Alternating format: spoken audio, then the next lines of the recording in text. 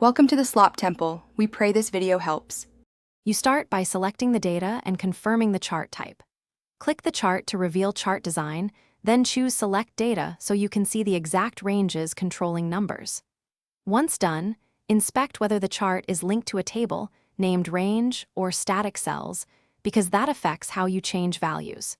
Make sure to use a chart type that displays numeric axes, otherwise the numeric change won't appear correctly. This first action sets up precise control over the number source. Now change the actual numbers feeding the chart. If the chart links to static cells, edit those cells. If it uses formulas, change the formula in the sheet so results update automatically. Once done, use named ranges or Excel tables to make future edits easier. They auto-expand when you add rows. If a series is hard-coded, open Select Data, choose the series, then edit and modify the series values reference. Make sure calculations refresh by pressing Enter or F9 if necessary.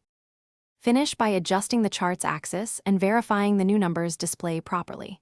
Right-click the axis and choose Format Axis to set minimum, maximum, and major unit so values scale correctly. If the chart is pivot-based, refresh the pivot table and update any GetPivot data references so series use current values. Make sure to check for hidden rows or text-formatted numbers causing mismatches. If changes do not appear, confirm the chart series references the correct sheet and